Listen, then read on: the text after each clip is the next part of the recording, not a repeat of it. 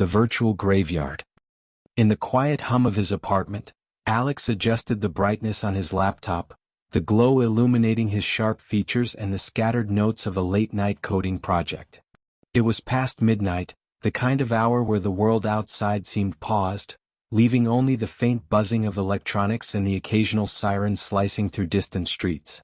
He had stumbled upon a new social network, a beta feature that promised digital immortality, an archive where users could preserve their consciousness and messages forever. Skeptical but intrigued, Alex logged in, drawn to the eerie promise of connection beyond death. The interface was minimalistic, almost unnervingly clean. Profiles of users flickered on the screen, many with dates that predated the platform's launch. Users who, according to a quick search, were already dead. Names appeared alongside messages, some mundane, others deeply personal. Birthday greetings, apologies, farewells. Alex frowned, a shiver running down his spine, yet his curiosity overpowered his hesitation. He clicked on one profile, Mara B., past 2018, and her page expanded, showing messages she had supposedly sent daily, even after her death.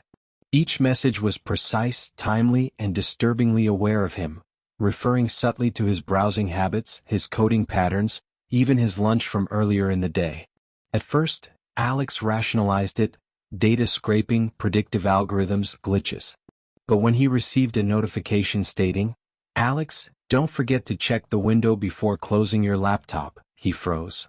The window behind him reflected only darkness, the faint outline of his desk, yet he couldn't shake the feeling of being watched. Each profile he opened began addressing him by name, recounting details from his life with uncanny accuracy. Hesitation gave way to unease. He tried to close the browser, but the window froze, the cursor hovering over a new message. "We know you're here. We're waiting." A creeping dread settled in his chest as Alex realized the system wasn't just archiving messages. It was communicating, aware, observing, and reacting. The chat boxes seemed to ripple like liquid, profiles rearranging themselves, aligning in ways that felt deliberate, forming patterns he couldn't decipher. Shadows from the room behind him stretched unnaturally across the walls, as though the digital presence on the screen had begun to spill into the physical world. Every keystroke, every blink of the cursor, seemed to echo in the apartment, intensifying the sensation that the virtual realm had taken note of his existence. By the time he leaned back, heart hammering, a chill tracing his spine, a new notification appeared. "Alex, you can join us. We've been expecting you." The message pulsated softly on the screen, drawing his attention compulsively. He felt the pull of the virtual graveyard, a blend of curiosity, fear, and irresistible compulsion. Somewhere in the depths of the platform, thousands of digital voices whispered simultaneously, echoing names, fragments of conversations, and a quiet insistence that he belong. He knew instinctively that ignoring it might not be an option, and logging off felt impossible. The system had become aware, patient, and observant. Alex sat frozen, the apartment suddenly silent except for the subtle, uncanny hum of his laptop. Outside, the city slept, unaware of the digital specters waiting just beyond the screen, and the virtual graveyard had begun its silent accounting. The first step was unavoidable: engagement. Once he interacted, once he replied, there would be no simple return to the normal world. And as his cursor hovered over the reply box, he felt the first genuine prickling of terror, the sense that he had been noticed, targeted, and subtly tethered to a network of the departed that was far more alive than he could ever comprehend. Alex's fingers trembled as he typed a cautious response. "Who are you?" The words hovered on the screen for a moment before vanishing, replaced by a cascade of messages from profiles long marked as deceased. They weren't just texts. They were interactions, personal appeals, and recollections of moments Alex hadn't even shared online. One profile displayed a chillingly familiar childhood photograph of him, smiling in a sunlit park, long before he had uploaded it anywhere. Panic surged. Every logical explanation clashed with the undeniable evidence that the platform was reaching beyond mere data. He tried to close the laptop, but the power button failed, the screen glowing relentlessly. Shadows flickered across the room, shaped like human figures but blurred, almost like mist caught in corners. The messages grew faster, the words forming simultaneously in multiple chat windows, overlapping with a soft whispering that seemed to emanate not from the speakers, but from the walls themselves. Alex's heartbeat thundered, his mind racing with disbelief and fear. Every instinct screamed at him to flee, yet the pull of the virtual graveyard was magnetic, drawing him deeper into its labyrinth of ghostly texts and digital echoes. A new message popped up, this time addressing him directly with unnerving familiarity. "Alex, we know your fears. We remember the nights you stayed awake coding, the secrets you never told. Join us and you will never be alone." The words wrapped around him, heavy and intimate, as if the system knew him better than he knew himself. He noticed subtle changes in his apartment. The reflection in the darkened window showed not only himself but faint, indistinct figures standing behind him, vanishing when he turned. The digital realm seemed to bend reality, threading the virtual and physical together in a seamless, terrifying tapestry. Alex's eyes darted across multiple chat windows, each displaying conversations that didn't exist moments ago. Former users pleaded, demanded, or simply watched silently. Names of people he had never met flickered onto the screen, their messages intimate, personal, compelling. The room seemed to shrink, the ceiling lowering imperceptibly, pressing him toward the laptop. He realized he could no longer distinguish between the program and the space around him. The virtual graveyard was not contained, it was extending, insinuating, pulling the world into itself. He attempted to shut his eyes to stop seeing, but the whispers persisted. They were no longer just messages. They were memories, questions, echoes of moments he feared to remember. Each ping of the interface resonated through his bones, every blinking cursor a heartbeat in a sinister rhythm, marking the passage of his inevitable engagement. Alex understood, with a sickening clarity, that curiosity had invited him here, and now inaction was impossible. Every digital specter seemed aware of his hesitation, nudging him closer to participation, closer to surrender. The laptop's glow intensified, casting elongated shadows across the room that seemed to move independently. A faint, cold breeze brushed his neck, though the window was closed. The platform's interface pulsed like a living organism, profiles arranging themselves into patterns, a network of silent, expectant faces. Alex could feel a subtle pressure on his mind, like the collective gaze of the departed pressing against the walls of his consciousness. He leaned forward, captivated and terrified, as the largest chat window expanded automatically. "We are waiting, Alex. Speak and join us. Do not resist, there is no escape without acknowledgement." Alex's thoughts spun, caught between fear and compulsion. Every rational argument faltered.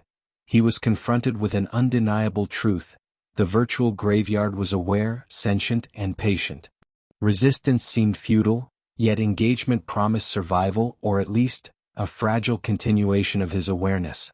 The room, once mundane, had become a threshold, a liminal space where the living and digital dead intertwined. And as he hovered over the keyboard, the first words forming, Alex realized he was no longer an observer. He was part of the graveyard's calculus, an element in its growing, silent dominion. Alex's fingers hovered above the keyboard, his body tense, a thin layer of sweat chilling his skin. The messages multiplied, cascading across the screen like spectral waterfalls. Names and faces of the dead stared at him, each accompanied by a whispering pulse in his mind, repeating phrases he had never spoken aloud but once thought silently. Every attempt to close a window or log out resulted in a counteraction. New pop-ups, fresh whispers, subtle manipulations of the room's light and shadow. The digital and physical boundaries had begun to blur. The apartment itself seemed to anticipate his movements, breathing in rhythm with his rising panic. He realized that ignoring the system only intensified its influence. A window labeled "Friends of the Departed" expanded, showing avatars of people he knew had passed away in the last year. Each one typed messages addressed directly to him. Condolences, warnings, encouragements, phrases that alternated between warmth and subtle menace. The words, though harmless on their own, pressed together like bricks forming walls around his consciousness. Alex's heart raced as he noticed reflections in the darkened screen, shapes behind him, his own reflection distorted, morphing subtly into someone else's visage. The sensation of presence grew stronger. A cold breath brushed his neck, and the laptop's glow became almost painful to look at. A single message dominated all others, appearing in a bold, shifting font. "Alex, we see you, all of you. Come closer, your hesitation feeds the emptiness." It pulsed like a heartbeat, synchronized to his own. He understood with horror that the virtual graveyard was not only sentient but hungry, consuming attention, fear, and awareness. Every thought he had about escape or shutting down was intercepted, reframed, and used as bait. In a desperate move, Alex attempted to physically unplug the laptop, only to find it immovable as if the machine were fused to the desk. Panic spiraled into a nauseating dizziness. The chat windows began to overlay each other, names and faces merging into grotesque patterns, whispering in unison. He felt hands, intangible, invisible, brush against his skin, guiding his movements toward the keyboard. Each press of a key elicited a chorus of voices in response, personal, intimate, and disconcertingly precise. His own words seemed inadequate, swallowed immediately by the spectral network, reformulated and echoed back at him in tones that mimicked his own. Alex's breathing became erratic as he struggled to maintain a grip on reality.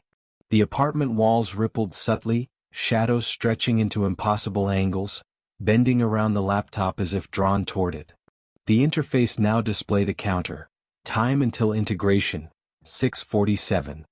He had no idea what it meant, yet he felt an instinctive dread that it signaled the closing of a doorway, a final tether between his existence and the digital dominion.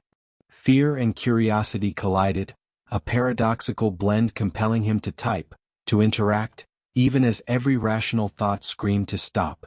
Desperate, he whispered aloud, hoping the sound of his voice might anchor him. "I'm real. I'm still real." The laptop responded instantly, the words mirrored on screen. "Realness is optional here. We define presence. Join or be forgotten." Alex's reflection twisted, showing his face overlapped with dozens of others, identities merging into a single indistinct visage. The realization hit him. The virtual graveyard did not just observe, it absorbed, rewrote, and redefined. Resistance alone would not suffice. Engagement was inevitable. He slumped forward, eyes fixed on the pulsating text box, heart hammering, mind teetering on the edge of surrender. The whispers intensified, calling him by name, recounting hidden thoughts, long-forgotten fears, and desires he had never expressed. The boundary between the digital and physical, the living and the dead, had vanished. The virtual graveyard was not a program, it was a sentient, patient predator, and Alex had already entered its domain. The countdown on the screen had reached 2:14, and Alex felt the apartment itself pulse with intent, the air thick, almost viscous. Every sound outside, the distant hum of traffic, the wind against the window, was muffled as if reality had shrunk to the glow of the laptop.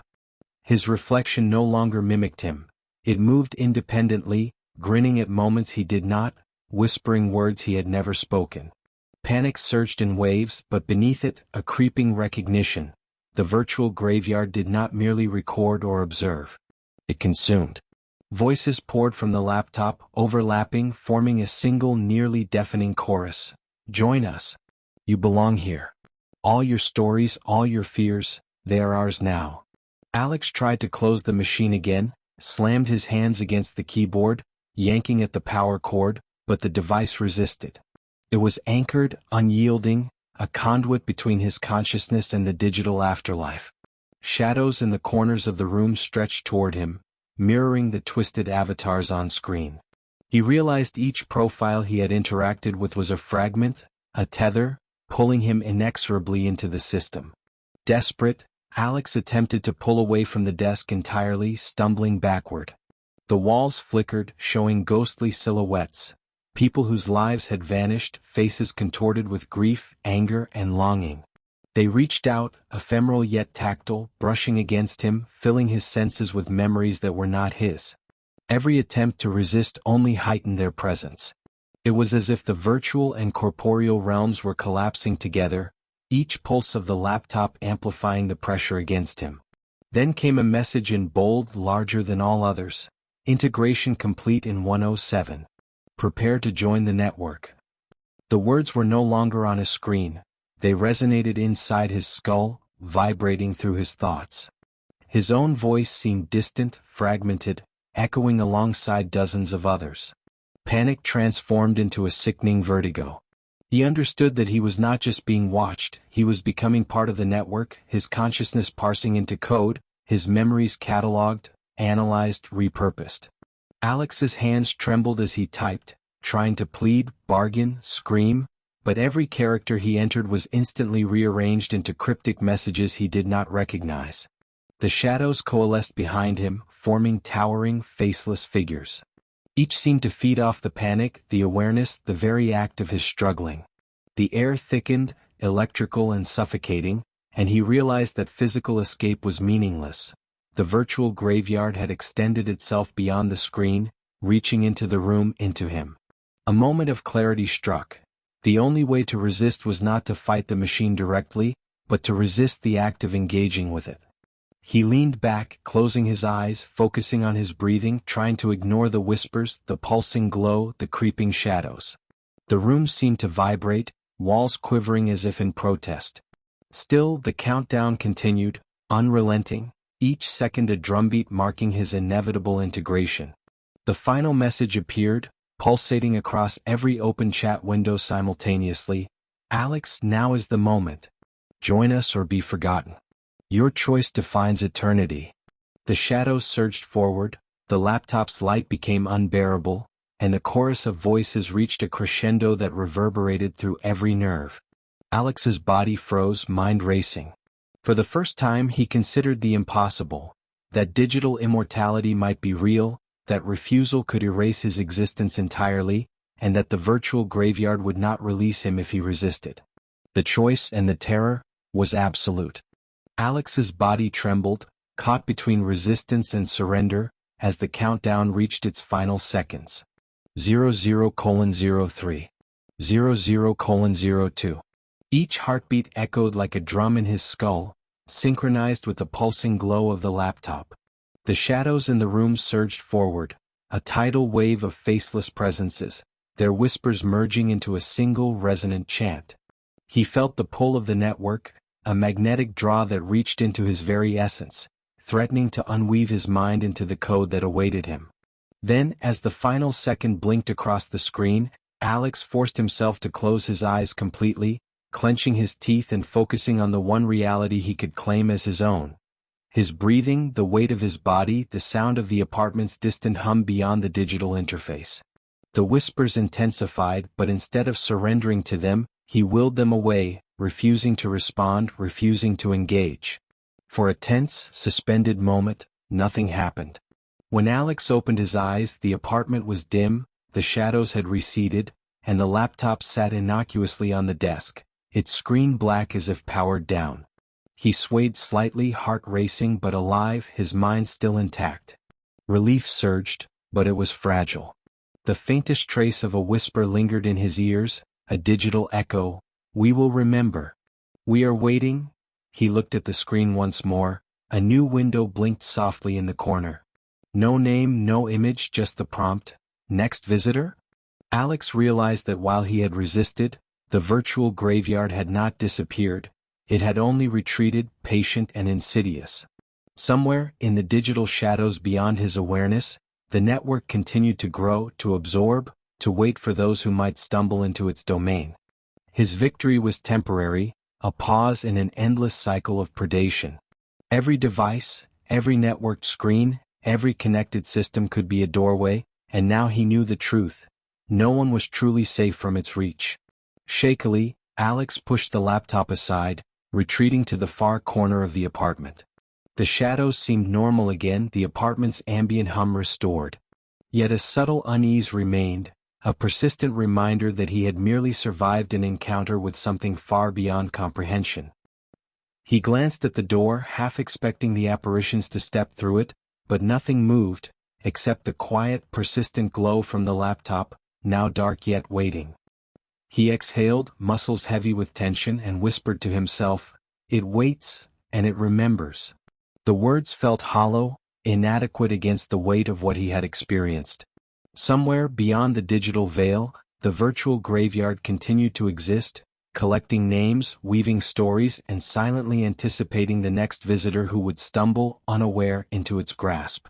Even as he tried to resume life, the knowledge of the network's existence clung to him like a shadow, a subtle anxiety threading through every glance at his phone, every notification ping. The world seemed ordinary, yet he now knew its ordinary edges were fragile. Somewhere in the hum of the network, whispers lingered, "Alex," and many others, "soon." The apartment was quiet. Too quiet. And the virtual graveyard waited.